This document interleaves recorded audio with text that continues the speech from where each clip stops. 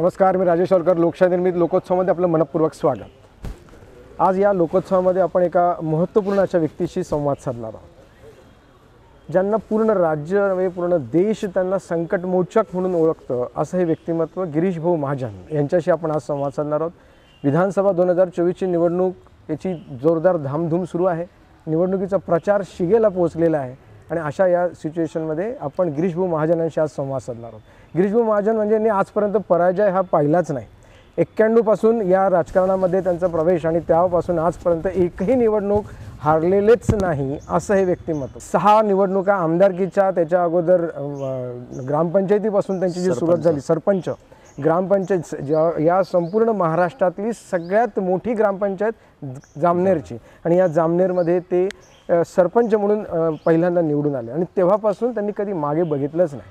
आजपर्यंत 6 निवडणुका या विधान परिषद विधानसभेच्या त्यांनी लढल्यात. 6च्या 6 निवडणुका जिंकल्यात. आता ही 7वी निवडणूक विधानसभेची ते लढणार आहेत. त्यांना संकटमोचक म्हणून म्हटलं जातं, कारण या महाराष्ट्रावरती कोणत्याही पद्धतीचं राजकीय असो किंवा कोणतंही संकट असो, सगळ्यात पहिले जर धावून जात असेल तर गिरीश भाऊ महाजन आहे. आणि आज त्यांच्याशी आपण संवाद साधणार आहोत की हे पूर्ण राज्याचं नेतृत्व करत असताना या जामनेर हा जो त्यांचा विधानसभा मतदारसंघ आहे, याकडे त्यांचं दुर्लक्ष आहे की कशा पद्धतीने ते बघतात आहेत. विधानसभेची निवडणूक आहेत, एक असंही व्यक्तिमत्व आहे, एकदासुद्धा प्रचारासाठी म्हणजे 1-2 फेऱ्या जर सोडल्या तर प्रचारासाठी या पूर्ण जामनेरमध्ये फिरले तसं नाही, तर जनताच त्यांची निवडणूक सांभाळत असते आणि जनताच त्यांना निवडून देत असते, अशीही ख्याती आहे. आपण साऱ्या दर्शकांच्या वतीने गिरीश भाऊ महाजन यांचं आपल्या या लोकोत्सवामध्ये मनपूर्वक स्वागत करतो. भाऊ नमस्कार. भाऊ, तुमच्याकडनं आम्ही पहिल्यांदा जाणून इच्छितो की आपण संकटमोचक म्हणून ओळखले जातात. संकटमोचक म्हणजे असं की कोणत्याही पद्धतीचं संकट असेल त्यासाठी आपण पहिल्यांदा धावून जातात. मग ते पुराच्या संदर्भात असेल, दुसऱ्या राज्यातलं संकट असेल, कर्नाटक केरळमध्ये जाऊन सुद्धा आपण पाण्यामध्ये उतरून सुद्धा वाचवलेलं आहे. अशा सिच्युएशनमध्ये आपला जामनेरमध्ये आपण उभा आहात. 6 निवडणुका आपण जिंकलेल्या आहात. 7वी निवडणूक आपली आहे. या जामनेर मतदारसंघाकडे आपण कशा पद्धतीने बघतात? मागच्या काळामधला आपण या जामनेरचं पॅटर्न बदललेलं आहे. जामनेर पॅटर्न म्हणून आज पूर्ण राज्यामध्ये प्रसिद्ध होऊ पाहत आहे. कशा पद्धतीने आपण काम केलं आहे? कोणकोणतं कामं झाली आहेत? काय काय कामं आपल्या हातून झालेली आहेत ते सविस्तर आता आपण यासाठी सांगा. 92मध्ये मी जामनेर तालुक्यामध्ये या शहरामध्ये सरपंच म्हणून माझ्या कामगिरीची सुरुवात केली. त्यानंतर 95ला मला विधानसभेचं तिकीट त्या ठिकाणी मिळालं, पक्षाने दिलं आणि त्यानंतर सतत 6 वेळा मी विजयी होत गेलो आणि वाढत्या क्रमाने दरवेळेला माझे 10, 15, 18 हजार मतं वाढत गेलीत आणि हा आलेख तसा सुरूच राहिला. आता 7व्यांदा मला पुन्हा तिकीट मिळालेलं आहे. त्याबरोबर मला एक सांगावं लागेल की माझी बायको साधना महाजन, तीसुद्धा 1990-91मध्ये जिल्हा परिषद ज्यावेळेला इथे राखीव झाली होती जागा, आणि त्यावेळेला मग मला संधी नव्हती पहिल्यांदाच, आणि म्हणून मग तिला त्यावेळेला तिकीट दिलं. कार्यकर्ते म्हणून त्यांनी वहिनींनाच उभं करायचं. त्यांना उभं केल्यावर ती पहिल्यांदा या ठिकाणी निवडून आली 90-91ला. ती पण 6 वेळा, म्हणजे 3 वेळा जिल्हा परिषद सदस्य, 3 वेळा ती नगराध्यक्ष या शहराची आहे. 6 टर्म ती पण या ठिकाणी सतत ही निवडून येते आहे. म्हणजे आम्ही दोघं मिळून 7 आणि 6 टर्म असे 13 टर्म या ठिकाणी आम्ही लढल्यात. पण आम्ही म्हणजे लोकांनी आम्हाला सतत डोक्यावरच घेतलं, मी असं म्हणेल. कधी त्यांनी आम्हाला पराभवाचं तोंड पाहू दिलं नाही. सतत विजय आमच्या पदामध्ये त्यांनी पाडला. पण हे करत असताना आम्हीसुद्धा त्यांनी जे आमच्यावर, मी सांगेल की ते एवढं मताधिक्य त्यांनी आम्हाला दिलं, पण तिथे आम्ही त्यांनाही कधी अंतर दिलं नाही. म्हणजे 35 वर्ष सतत निवडून येणं ही सोपी गोष्ट नाही आहे. आणि यासाठी साधा फॉर्म्युला की तुम्ही जमिनीवर राहिलं पाहिजे, तळागाळातल्या लोकांना सोबत ठेवलं पाहिजे. तुम्हाला कुठे डोक्यात तुमची आमदारकीची मंत्रिपदाची हवा द्यायला नको. मी मागच्या वेळेला 14-19 इरिगेशन खाते, मेडिकल एज्युकेशन खात्याचा मी मंत्री होतो. मी आता पण ग्रामविकाससारखं खातं आहे, माझ्याकडे स्पोर्ट्स पण होतं, माझ्याकडे आता टुरिझम खातं आहे. पण कधी आमच्या डोक्यामध्ये हवा गेली नाही. आम्ही कार्यकर्त्यांना सोबतच ठेवलं, त्याच्या सुखादुःखाचे भागीदार झालो. काही असेल, लग्न असेल, कार्य असेल, साखरपुडा असेल, मुंजा असेल, कोणी आम्ही सोडलं नाही. लग्नापेक्षा कुणाचा अपघात झाला असेल, कुणाला काही त्रास झाला असेल, कुणाला हॉस्पिटलची गरज असेल, अतिशय मोठ्या खर्चिक बाब असेल, पण त्याला मुंबईला नेऊन त्याला तिथे थांबण्याची व्यवस्था, राहण्याची व्यवस्था, जेवणाची व्यवस्था आणि त्याला बरं करून घेऊन आणण्याची जबाबदारी, घरापर्यंत आणण्याची जबाबदारी ही आम्ही स्वीकारलेली आहे. आणि म्हणून मला असं वाटतं की जनतासुद्धा आमच्या सोबत आहे. आपण जे म्हणाले की तुम्ही प्रचार करत नाही, कुठे जात नाही, खरं आहे. कार्यकर्तेच मला सांगतात की तुम्ही येऊ नका, 200च्या गावामध्ये आम्ही सांभाळून घेऊ, आम्ही प्रचार करू आणि आम्ही तुम्हाला निवडून देऊ. आणि म्हणून मागच्या वेळीसुद्धा मी एकाही मतदारसंघात गेलो नाही, एक रॅली नाही, एक सभा नाही, कुठल्याही नेत्याची सभा राज्य पातळीवरच्या किंवा देश पातळीवरच्या ही माझ्याकडे माझ्या मतदारसंघात होत नाही आणि मी सुद्धा करत नाही, सभाच करत. तरीसुद्धा इतक्या मोठ्या मताधिक्याने लोक मला वाढता आलेख हा चाललेलाच आहे आमचा, त्याप्रमाणे मला निवडून देत आहेत. आणि म्हणून मला असं वाटतं की तुम्ही जर लोकांच्या सतत संपर्कात राहिलात 5 वर्ष, तर 5 वर्षांनी लोक तुम्हाला विचारते तुम्ही कुठे गेला होता म्हणून. लोक तुम्हाला आपोआप मतं देतात. आणि म्हणून हे पॅटर्न जे आहे आमचं, आणि विशेष करून म्हणजे कार्यकर्त्यांची फळी, एक अशी जीवाला जीव देणारे कार्यकर्ते, कारण आपणही 5 वर्ष त्याच्यासाठी काम करत असतो, त्यांच्या सुखदुःखातले भागीदार असतो. आणि म्हणून हे कार्यकर्ते निवडणुकीच्या काळामध्ये मलासुद्धा कुठल्या गावामध्ये येऊ देत नाहीत.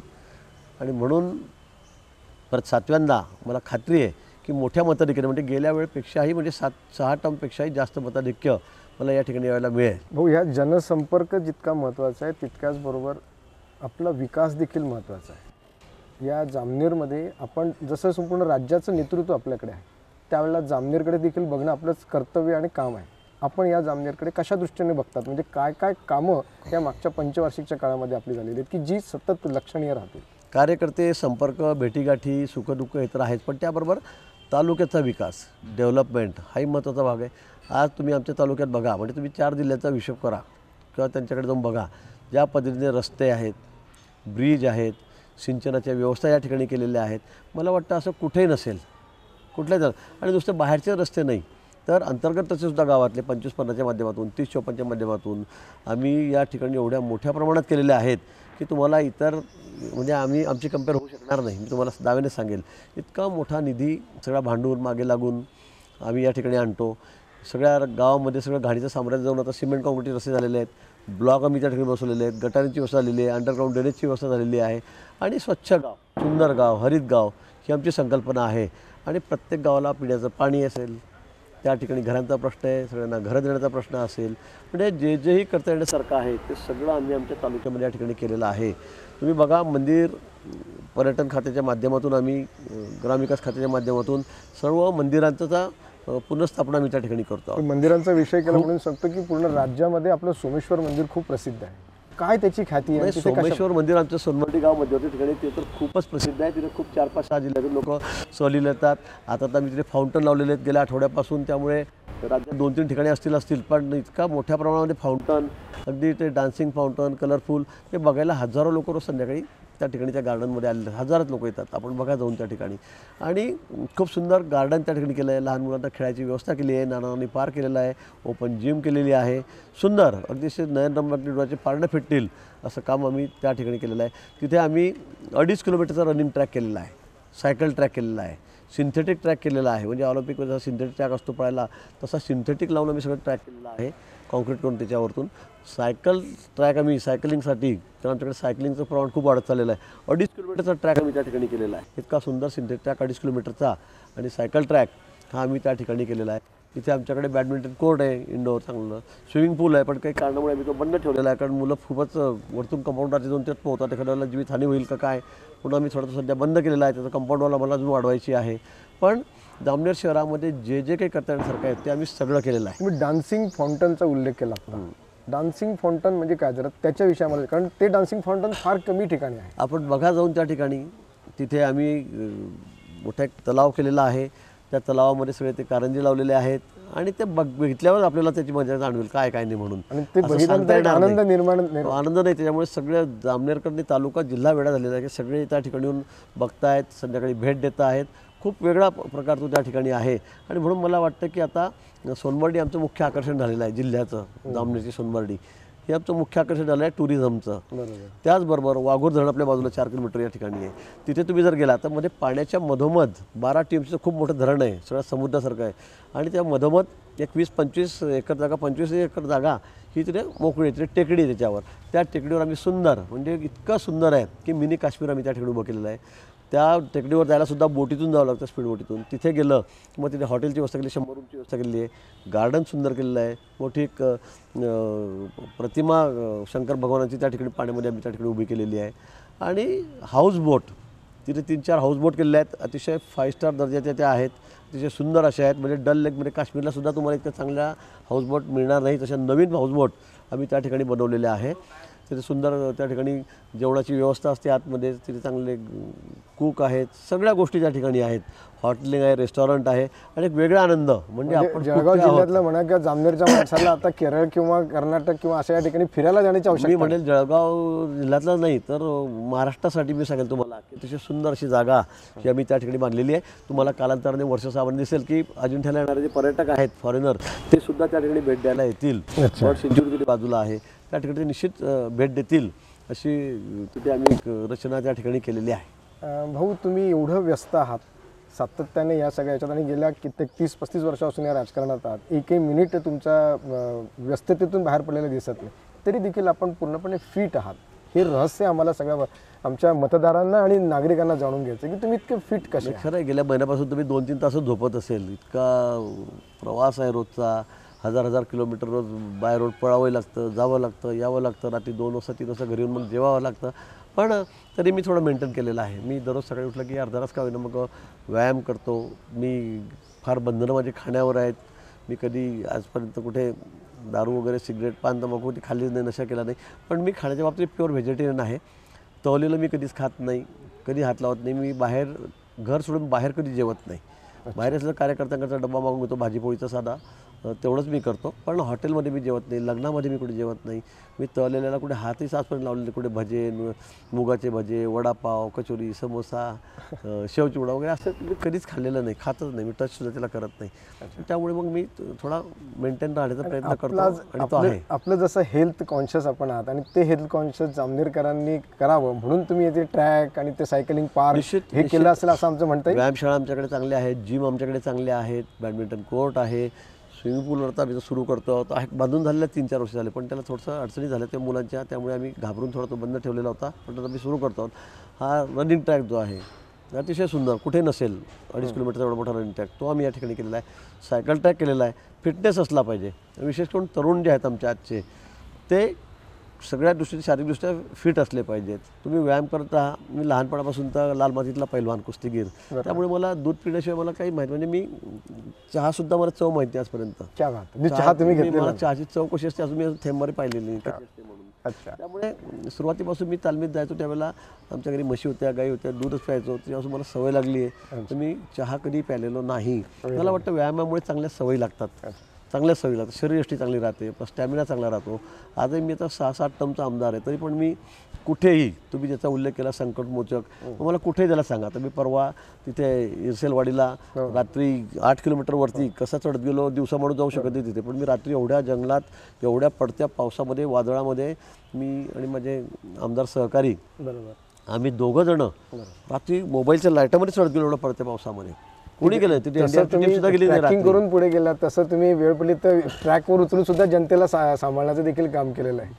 बदलापूरच्या प्रकरणामध्ये तिथे सुद्धा मी त्या ठिकाणी गेलो. तिथे लोकांना शांत केलं. लोक म्हणतात कोणी आमदार दिसत नाही, खासदार दिसत नाही, यांना लाज वाटत नाही का, कोणी मंत्री या ठिकाणी येत नाही, एवढा मोठा गुन्हा झाला घडलाय. पण मग मी त्या दिवशी मुंबईत होतो. मी ते टीव्हीवर बघितलं. मी लगेच गाडीत बसलो, ड्रायव्हरला घेतलं आणि तिथे जाऊन त्यांच्यासमोर उभं राहिलो. लोकांना शेवटी जनतेतला आमदार म्हणून तुमची समोर गेलं पाहिजे. मला वाटतं नाही तर लोक शिवाय देतात आपण पळून जायचं, हा स्वभाव माझा कधी नाही आहे. आणि मग कुठलंही असेल, तुम्ही सांगलीचं पूर पाहा, क्रोकोडाईल पार्कमध्ये मी त्या ठिकाणी पोहोच गेलो. पुरातून सांगलीवाडीला मी त्या ठिकाणी केरळला 10 दिवस 100 डॉक्टरची टीम घेऊन त्या ठिकाणी मोठे मिलिटरीचे सेनेचे वायुसेनेचे विमानं घेऊन त्या ठिकाणी केरळला गेलेलो होतो. त्या ठिकाणी मी 10 दिवस लोकांची सेवा करत होतो. बोटीमध्ये फिरत होतो आम्ही सगळ्या पाण्यामध्ये, लोकांची सेवा करत होतो. कुणी कुणी जखमी होतो, कुणी आजारी पडले होते. 10 दिवस मी त्या ठिकाणी होतो. तुम्हाला आठवत असेल, तो आज मला फोटो दाखवला जातोय की ज्यावेळेला भुजला गुजरातला भूकंप झाला होता तेव्हा मी सरपंचही नव्हतो. मी महाविद्यालयात असेल सोडला असेल त्यावेळेला सुद्धा मी संघाच्या हाफ पॅन्टमध्ये, शॉर्ट पॅन्टमध्ये बघितलं, खाकी पॅन्टमध्ये आमच्या ड्रेसमध्ये मी त्या ठिकाणी 8 दिवस होतो भुजला. 8 दिवस मी इथून 5 ॲम्ब्युलन्स घेऊन गेलो होतो. तेव्हापासून बाळगुडा सुरू आहे. मी 5 ॲम्ब्युलन्स घेऊन गेलो होतो. मी डॉक्टरांची मोठी टीम घेऊन गेलो होतो. सगळ्या प्रकारचे डॉक्टर, ऑर्थोपेडिक पासून अनेस्थेसिया सगळ्या लोकांना त्या ठिकाणी घेऊन गेलो होतो. सगळ्या फर्स्ट एड म्हणून जे मशीन लागतील त्या सगळ्या मशीनची एक ॲम्ब्युलन्स भरली होती.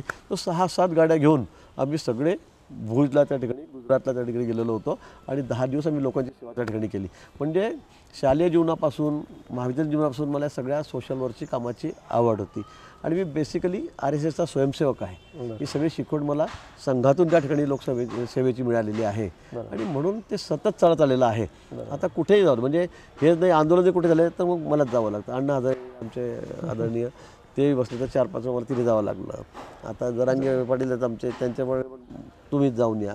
म्हणजे कुठे शेतकरी मोर्चा आला तुम्हीच जाऊन यायचं. मराठा आरक्षणाचे मोर्चे होते मागच्या वेळेला, गिरीश महाजन ग्राउंडवर जातील. लोन व्यवहार कर्जमाफीचे मोर्चे आले तर मीच त्या ठिकाणी त्याच्या समोर जाईल. आणि मला यात काही वाटत नाही. मला वाटतं लोकांनाही ते आवडतं. आपण समोर जाऊन जर खरं बोललो, त्यांचे प्रश्न जाणून घेतले, त्याची चर्चा केली, लोकांना ते आवडतं. उगाच आम्ही फार भीत राहतो, बापरे 1,00,000 लोक आहेत, 2,00,000 लोक आहेत, कसं होईल, बदलापूरला सगळे लोक दगडफेक करतायत, काय होईल. पण झालं तर शांत. हीच शांत जनतेची केलं. अपेक्षा आहे की लोकप्रतिनिधी कसा असावा. हां, मग मी हो, त्याचबरोबर आपण जामनेरचे चौक सुशोभीकरण सुद्धा खूप मोठ्या प्रमाणात आणि ते लक्षणीय आहेत. असे कोणकोणते चौक आपल्यातून आपण केले होते आणि त्या ठिकाणचे काय वैशिष्ट्य आहे? नाही, आपण बघितलं असेल जामनेरमध्ये आता खूप जामनेर आमचं बदललेलं आहे. हो, इतकं सुंदर जामनेरला इकडे यायला लागले जळगावून तुम्हाला पळासखेड्याचं तिकडं 4 किलोमीटरवरून तुम्हाला सगळं बदललेलं दिसेल. म्हणजे मधोमध सगळे मी आता लाईट पळासखेड्यापर्यंत लावलेले आहेत मोठे. त्याच्यामध्ये आता मी प्लांटेशन केलेलं आहे, ते करतोय आता. आपण आता ते सुरू झालेलं आहे, उद्या परवापर ते सुरू होईल. आता ती झाडं लावते चांगली फुलांची, त्याला मेंटेन मी स्वतः लक्ष घालून करतोय. जामनेर शहरात तुम्ही आले तर तुम्हाला पोलीस स्टेशनच्या समोरच आता आम्ही ते खूप तुळशी वृंदावन मोठं उभं केलेलं आहे, सुंदर असं आहे, आकर्षित असं करणार आहे ते त्या ठिकाणी आहे. पुढे आलो तर आपले भारतरत्न डॉक्टर बाबासाहेब आंबेडकर यांचा 4-5 जिल्ह्यामध्ये एवढा मोठा पुतळा नसेल, एवढा मोठा पुतळा आम्ही तो त्या ठिकाणी उभा केलेला आहे. इकडे पुढे आला तर शिवाजी महाराज आमचे, त्यांचं आम्ही खूप मोठं, म्हणजे महाराष्ट्रामध्ये एवढा सिंहासनावर बसलेला पुतळा देशामध्ये कुठेही नाही. ते बघून सगळ्यांचं, म्हणजे आता 2-3 दिवसावर 4 दिवसात तर पूर्ण होईल, तरी लाईट लागतील, त्यावेळेला लोकांची गर्दी ते आवरली जाणार नाही. म्हणजे मला असं वाटतं की जे कुठे नाही राज्यात देशात ते आम्ही या ठिकाणी केलेलं आहे. आणि आता याच्या पुढे पण महात्मा ज्योतिबा फुले, सावित्रीबाई फुले त्यांचं स्मारक आम्ही या ठिकाणी करतो आहे. अण्णाभाऊ साठे असतील, अहिल्यादेवी होळकर असतील, यांचं स्मारक आम्ही करतो आहे. महाराणा प्रताप, जे जे महापुरुष आहेत, आम्ही आता आमचा बंजारा समाज आहे त्यांच्यासाठी ते एक श्रद्धास्थान या ठिकाणी 20 कोटी रुपये खर्च करून आम्ही त्या ठिकाणी उभं करतो आहे, गारखेड्याच्या घाटावर इथे समोर जाऊन. आणि म्हणून मला वाटतं की जामनेर तालुका हा सगळ्या महाराष्ट्रामध्ये एक आगळा वेगळा तालुका असला पाहिजे. पर्यटनाच्या दृष्टीने वेगळा असला पाहिजे, म्हणजे सगळे सांस्कृतिकदृष्ट्या वेगळा असला पाहिजे, असा आमचा संकल्प आहे.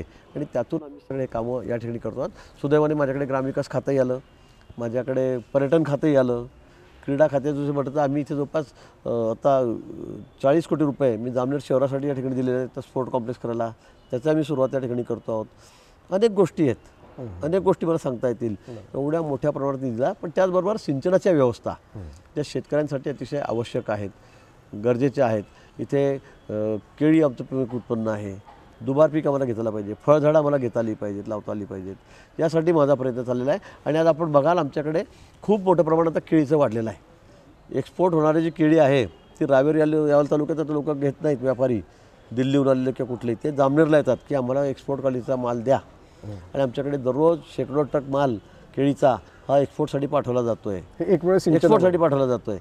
आणि सिंचनाच्या दृष्टीतून आम्ही आता इथे जवळपास 80% तालुका हा या 2 वर्षामध्ये 3 वर्षामध्ये 80% तालुका हा सिंचनाखाली येईल. वाघूरचे आता 4,500 शेततळे होत आहेत, त्यातले 500 झालेत. आता थोडंसं जमिनी मोकळ्या झाल्या की लगेच 4,000 शेततळे त्या ठिकाणी होतील. भागपूरची योजना आता आम्ही सुरू करतो, तिचं टेंडर झालेलं आहे 750 कोटी रुपयाचं. इकडनं बोदवड सिंचन योजना आहे, तिचं पाणी आम्ही इकडच्या पूर्वेकडच्या भागामध्ये देतो आहोत. मी सांगेल की तुम्हाला 80% तालुका या 3 वर्षामध्ये हा सिंचनाखाली आलेला दिसेल. आणि आमचा भाग सगळ्यात समृद्ध सुपीक हा झालेला या ठिकाणी दिसेल. त्याचबरोबर इंडस्ट्री या ठिकाणी पाहिजे म्हणून मागणी, तरुणांना काम पाहिजे, हाताला रोजगार पाहिजे. आणि म्हणून सुप्रीम कंपनी आमच्याकडे तिथे हजारो तरुण काम करत आहेत. पण त्याचबरोबर आम्ही इथे टेक्स्टाईल पार्क केलेला आहे जामनेरला. 2,000 एकर जमीन मी त्या ठिकाणी घेतलेली आहे. त्याच्यामध्ये रस्ते झालेत, पाण्याची व्यवस्था झाली, ती योजना झाली 100 कोटी रुपयाची, लाईट लागलेले आहेत, विजेचा प्रश्न आम्ही सोडवलेला आहे. आता आम्हाला त्या ठिकाणी उद्योजक आणायचे आहेत. रेमंड या ठिकाणी येऊन गेलं, दिग्जम या ठिकाणी, बॉम्बे डाईंग या ठिकाणी येऊन गेलेलं आहे, सगळे येऊन गेलेले आहेत. त्यांच्याशी आमचं बोलणं चालू आहे. मध्यंतरीच्या काळामध्ये त्याचा भाव जमिनीचा जास्त झालेला होता, 250 रुपये स्क्वेअर फूट झालेला होता. आता तो आम्ही 100 रुपये आणलेला आहे. अगदी शेवटी कॅबिनेटमध्ये मी खूप आग्रह करून तो भाव आम्ही कमी केलेला आहे 60%. आता तो 100 रुपये स्क्वेअर फूट राहिलेला आहे, तो आता सगळ्यांना परवडणारा आहे. आता याही कामाला या ठिकाणी सुरुवात होईल आणि जो रोजगारांचा तरुणांचा प्रश्न आहे हा मार्गी लागेल. मोठे उद्योजक इथे येण्यासाठी स्थानिक इन्फ्रास्ट्रक्चर, स्थानिक ची सुद्धा सपोर्ट असणं आवश्यक असतं. तो इथे कशा पद्धतीने, म्हणजे नाही, इथे स्थानिक सरकार तुम्ही रोड बघा, इथे विमानतळ आम्हाला अर्ध्या तासाच्या अंतरावर आहे. उद्योजकांना काय लागतं किंवा विमान सेवा लागते. आता नाईट लँडिंग सुरू केलेलं आहे. जळगाव इथे बसले की आम्ही 25 मिनिटामध्ये इथे येतो. तर सगळा चौपदरी रस्ता झालेला आहे. तुम्ही बघा जामनेर नेरी बघा, तुम्ही जामनेर नेरी ते जळगाव बघा, हा सगळा रस्ता अतिशय चौपदरी झालेला आहे. सिमेंट कॉन्क्रीट झालेला आहे, अतिशय सुंदर झालेला आहे. इकडे भुसावळला जायचं म्हटलं तर तुम्हाला फक्त 20 मिनिटं लागतात. ट्रान्सपोर्टिंगला रेल्वे सेवा लागली तर ती त्या ठिकाणी आहे. 20 मिनिटामध्ये माणूस भुसावळला जातो. तोही रस्ता चौपदरी करण्याचं काम सुरू झालेलं आहे. तोही या 4-6 महिन्यामध्ये काम पूर्ण होईल. आणि म्हणून कनेक्टिव्हिटी जी आहे ती या ठिकाणी खूप चांगली आहे. MIDCच्या बाजूला 2 किलोमीटरवर 12 TMCचं धरण आहे. पाण्याचा इथं तुटवडा सगळ्यात इंडस्ट्रीला तुटवडा काय असतो तर पाण्याचा असतो. पण इथे पाणीसुद्धा मुबलक आहे.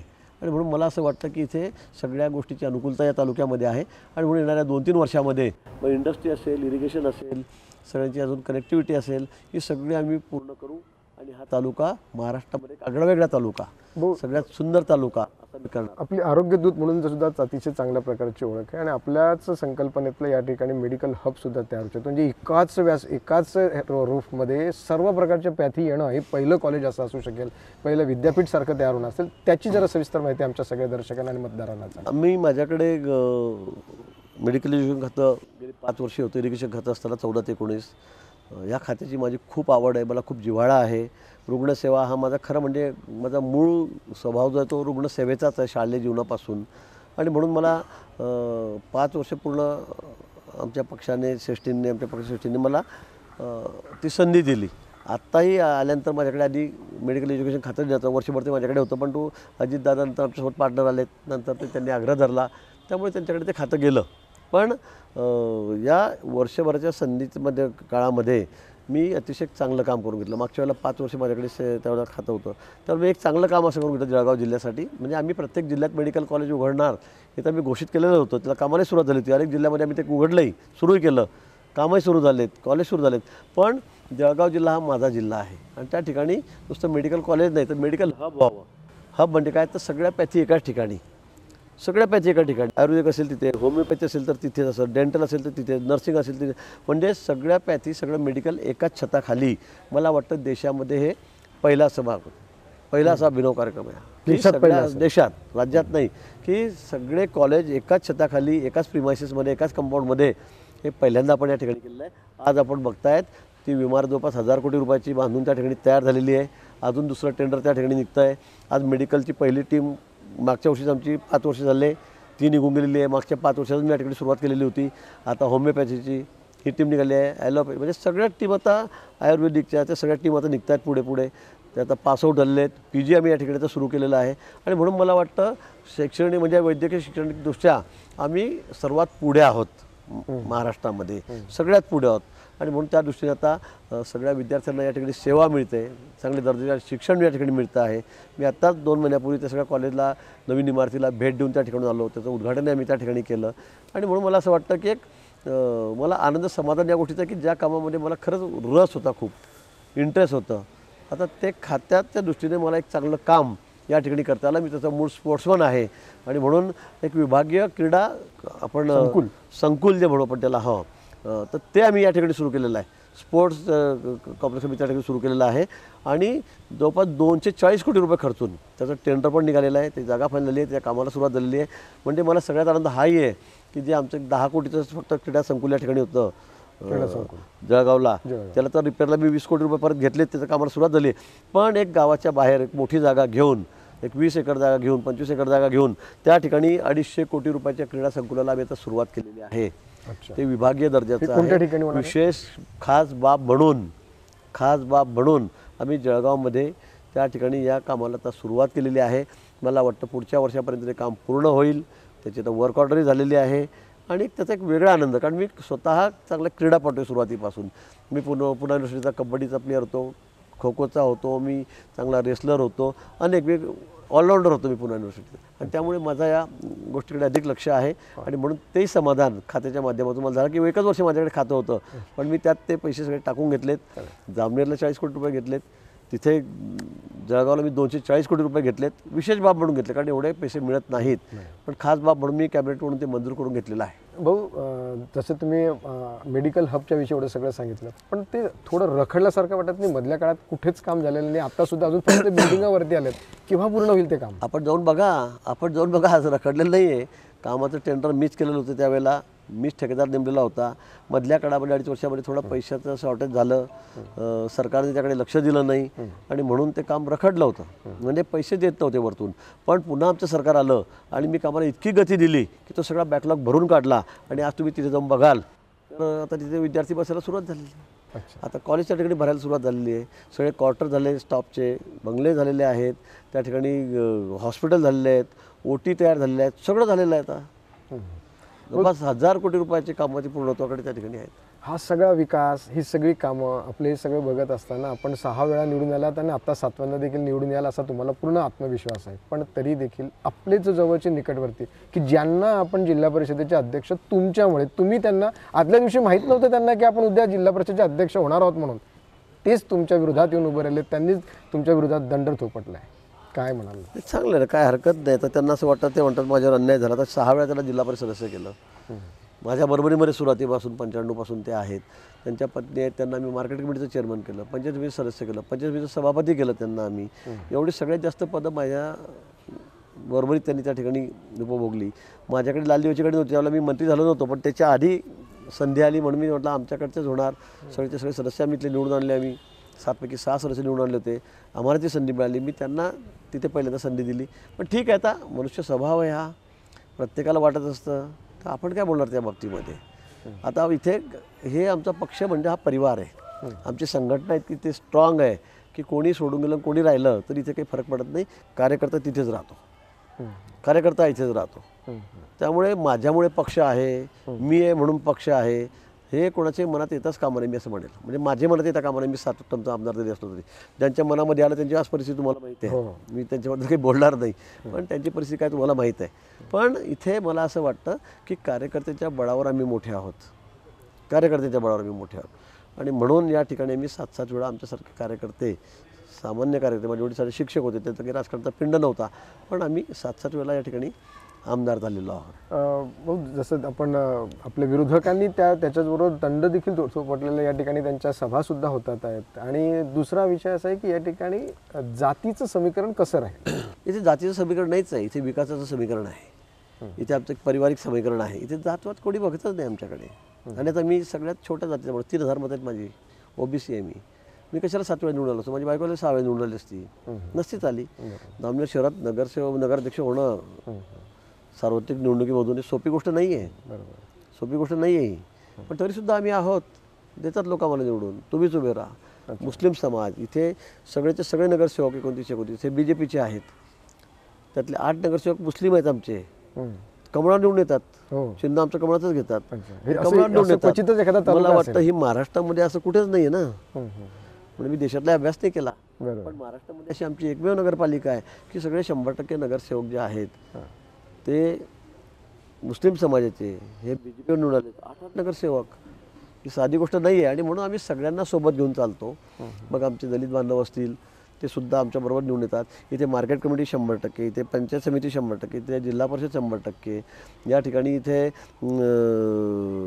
काय खरेदी विक्री संघ आहेत ते सगळं 100%, नगरपालिका जामनेरची 100%, आता शेंदुर्डीची आहेत, गरुड आमच्या सोबत आल्यामुळे संजय दादा आमच्या सोबत आल्यामुळे ती 100%. म्हणजे इथे कुणालाच वाव नाही आहे, इथे सगळं 100% BJP. असा हा महाराष्ट्रात आगळा वेगळा तालुका हा या ठिकाणी असं मला सांगायला काही हरकत नाही. आपण जरांग यांच्या बरोबर मध्यस्थी सुद्धा केली होती, करण्याचा प्रयत्न सुद्धा केला होता. आता तरी सुद्धा त्यांनी स्वतः जरी उभे राहत नसले तरी मी काहींना पाडेल आणि निश्चितच याचा परिणाम तुम्हाला येणाऱ्या काळात दिसेल, अशाही प्रकारचं वक्तव्य त्यांनी केलं आहे. आपल्या मतदारसंघावर त्याचा काही परिणाम होईल का? मी सांगितलं तिथे मी 7 वेळा निवडून आलेलो आहे. बरोबर. इथे आमच्याकडे असं कोणी बघत नाही. विशेष म्हणजे इथे आमच्याकडे काय 100% सगळे OBCच आहेत. आरक्षणाचा इथे विषय नाही आणि जळगाव जिल्ह्यातच विषय नाही आहे. खरं म्हणजे उत्तर महाराष्ट्रात विषय नाही आहे, कारण इथे आमच्याकडे मी सांगेल तुम्हाला की जवळपास म्हणजे 1000 मधले 995 लोक हे सगळे OBC आहेत, कुणबी आहेत. त्यामुळे इथे काही त्याचा काही फार विशेष परिणाम होणारा नाही आहे. महायुतीची आपल्या जळगाव जिल्ह्याची स्थिती कशी राहू शकते? जसं जामनेर तर आपण 100% येणार आणि आपला विश्वास आणि आपण केलेलं काम या सगळ्याच्यावरती दिसत आहे, पण याबरोबर या जिल्ह्यामध्ये युतीचे जे सगळे उमेदवार उभे आहेत कशा प्रमाणात राहील? 9 जागा या युतीच्या होत्या, भाजप आणि सेनेच्या. हा बालेकिल्ला आहे, हा महायुतीचा युतीचा, हा भाजप सेनेचा हा बालेकिल्ला हा जळगाव जिल्हा आहे. आपल्याला माहिती आहे गेल्या अनेक वर्षापासून खासदार आहेत ते आमच्या निवडतात. जिल्हा परिषद ही आमच्याच हातामध्ये, आम्हीच त्या ठिकाणी जिल्हा परिषद अध्यक्ष केलं की अनेक वर्षापासून त्या ठिकाणी आहोत हे आपल्याला माहिती आहे. आणि म्हणून मला असं वाटतं की आता दूध संघही आमच्याकडे आहे, बँकही आमच्याकडे आहे, सगळं आमच्याकडेच आहे. आणि हा जिल्हा तसा भाजपचा युतीचा बालेकिल्ला आहे. या बाबतीत कोणाच्या मनात तसं तुमचं म्हणणं की 11च्या 11 जागा आमच्या वेळेला आमचा प्रयत्न आहे की 100% निकाल लागावा. दुसरी जागा एखादी जागा इकडे तिकडे हालेल असं मला वाटतं, अजून मी सांगू शकत नाही. पण आमचा प्रयत्न हाच आहे की 11च्या 11 जागा या ठिकाणी पुन्हा महायुतीसाठी आम्ही देणार. भाऊ, मतदारांना आणि संपूर्ण सगळ्यांना आपण आमच्या दर्शकांना आपण काय आवाहन कराल? आव्हान काय की आपण बघतात की किती विकास या ठिकाणी या जिल्ह्यामध्ये असेल, विशेष करून माझ्या मतदारसंघाचा या ठिकाणी होतो आहे, कशा पद्धतीने आपण कामं या ठिकाणी करतो आहोत. आणि म्हणून आपल्याला हा विकास अजून पुढे न्यायचा आहे, आपल्याला अजून डेव्हलपमेंट करायची आहे, अजून पुढे जायचं आहे.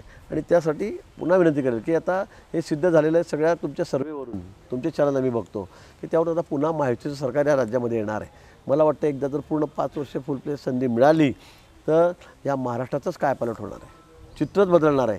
किती गरीब कल्याणाच्या योजना सरकारने या ठिकाणी आणल्या. 75 वर्षामध्ये कधी एवढ्या योजना नसतील तेवढ्या गरीब कल्याणाच्या योजना आम्ही या ठिकाणी आणलेल्या आहेत.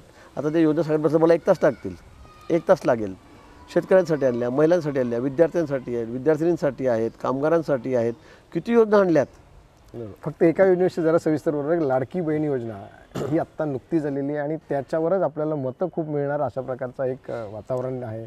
त्याला विरोधी केला गेला, त्याला सपोर्टही केला गेला, काय आहे ते मला कळत नाही. आता आमची मध्य प्रदेशमध्ये ही योजना सुरू आहे, आमचे राज्य ज्या ठिकाणी त्या ठिकाणी ही योजना सुरू आहे. म्हणून आम्ही ती योजना या ठिकाणी आणली.